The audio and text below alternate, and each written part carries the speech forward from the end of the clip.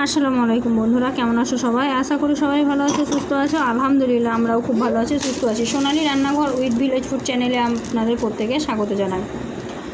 আজকে আমি আবারও একটা নতুন রেসিপি নিয়ে চলে এসেছি। কীভাবে খুব সহজেই রুমালি রুটি তৈরি করে নেবেন বেলাবেলি ঝামেলা ছাড়াই, আর এত সফট হবে যে বলে বোঝাতে পারবো না। তো চলুন দেখে নেওয়া যাক আজকের এই রেসিপিটা তৈরি করার জন্য এখানে আমি বাটি নিয়েছি। বাটির মধ্যে নিয়েছি ছোটো বাটির 1 বাটি ময়দা। আপনারা আপনাদের পরিমাণ অনুযায়ী নিয়ে নেবেন। তারপরে দিয়ে দিলাম 1 চিমটি লবণ দিয়ে আমি লবণটাকে একটু মাখিয়ে নিলাম। শুধু একটু মাখিয়ে নিলেই হবে। তো তারপরে আমি অল্প অল্প করে জল গুলে একটা ব্যাটার তৈরি করে নেব। ব্যাটারটা হবে খুব বেশি গাঢ়ও হবে না আর খুব বেশি পাতলাও হবে না, বলতে গেলে শক্ত হবে না কিন্তু গাঢ় হবে। তো এটা দেখে বুঝে নিতে হবে। তো আমি ঘনত্বটা দেখিয়ে দিচ্ছি, দেখুন এইভাবে ব্যাটারটাকে ভালোভাবে ফেটে নিতে হবে। আর এদিকে কিন্তু প্যান আমি আগে থেকে গরম করতে দিয়ে দিয়েছি। আর এটা কিন্তু অয়েল ফ্রি, একদমই তেল ব্যবহার করা যাবে না। তো এই তো এখন আমি পাতলা করে ছড়িয়ে দিচ্ছি, দেখুন কীভাবে ছড়াচ্ছি দেখুন। এটা কিন্তু সঙ্গে সঙ্গে করে নিতে হবে, না হলে কিন্তু খুব পাতলা করে তৈরি করতে পারবেন না। তো এই তো আমি সঙ্গে সঙ্গে করে দিলাম, আর সঙ্গে সঙ্গেই কিন্তু এটা রেডি হয়ে গেল। দেখুন এটা হতে কিন্তু খুব বেশি টাইম লাগে না, আপনারা কিন্তু খুব ঝটপট তৈরি করে নিতে পারেন। একদম ফাঁকিবাজি রাস্তা, খেতেও কিন্তু খুব টেস্টি হয়।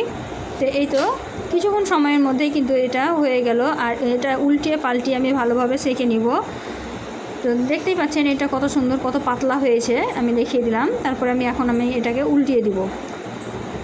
তো এই রেসিপিটা সকাল সন্ধ্যা 10টা যে কোনো টাইম কিন্তু করে খেতে পারেন। খুবই টেস্টি হয় খেতে, আর খুবই সফট হয়।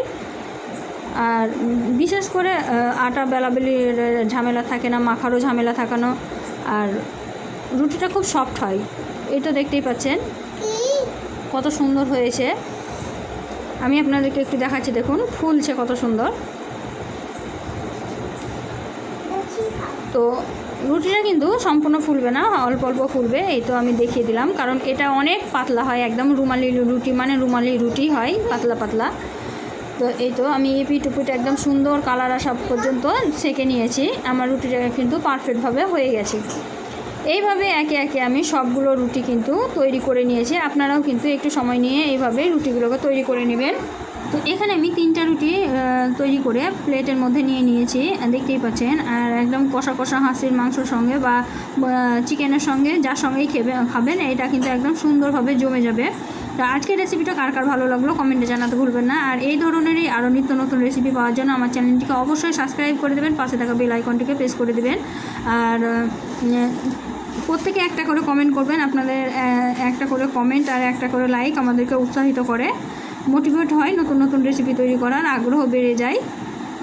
তো আজকের ভিডিওটি কিন্তু খুব বেশি বড় করিনি। আজকের ভিডিওটা এই পর্যন্ত। দেখা হবে এই ধরনেরই আরও নিত্য নতুন রেসিপি নিয়ে পরবর্তী ভিডিওতে। ততক্ষণ সবাই ভালো থাকবেন, সুস্থ থাকবেন, আর আজ আমার জন্য একটু দোয়া করবেন। তো দেখিয়ে দিলাম কেমন কতটা সফট হয়েছে রুটিটা, দেখুন দেখলেই বুঝতে পারবেন।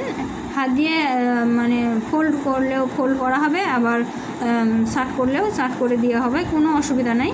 দেখুন আমি দেখিয়ে দিলাম। তো এত মজার হয় রুটিটা, একবার না তৈরি করলে বুঝতে পারবেন না। তো আজকের মতো এই পর্যন্ত। সবাই ভালো থাকবেন, সুস্থ থাকবেন। খোদা হাফেজ।